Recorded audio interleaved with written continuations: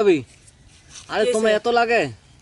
এই সারা কাজে এত লাগে, তুই তো জানোসই আমার অল্প দা হয় না, তুই কেন বোঝোস না? এখন তোমার বাড়ির সামনের দিকে মানে রাইতে বেলা যাওয়া যায় নদী দিয়া, গেলে খালি খট খট খট খট খট খট খট খট খাটের শব্দ। ওই খটখটি পর্যন্ত তোর বাড়ি তো ওই খটখটি করে হারে, ঠিক মতো তো কিছু করে না, খালি খাটের শব্দ করে হারে। কে মানে ভালো মতো দেয় না?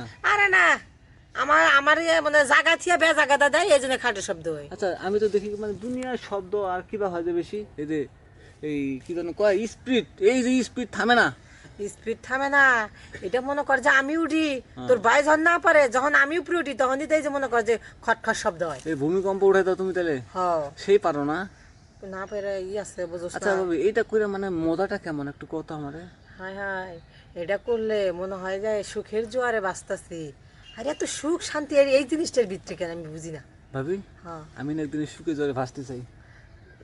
আমি শুনছি তোর ওই টাকি মাছটা বলে বেশি বড় না। আরে করো না, শোনো বড় না হোক কিন্তু না আমি ভালো মতন মজা দিতে পারি। ও শুনছি তোমার টাকি মাছ মনে করো যে একটু দেওয়ার আগে বলে ফালদা বাইরে পড়ে, আমার তো আবার অল্প দেওয়াই না। তার আগে যে মজাটা তুমি এই মজাটা তুমি বলতে পারবে না। মজা দিবে ঠিক আছে, কিন্তু মনে করো যে একটা জিনিস খায় আন রাখবো, তাহলে করে মজা ঠিক মতো দেখাবো। কি খাবা কও? আমি খাবো না, তুই খাস। আমার তো সবসময় মনে কর যে 100-এর উপরে ভোল্টেজ উঠে থাকি। তুমি তোমার ভোল্টেজ নিয়ে থাকো, গেলাম আমি।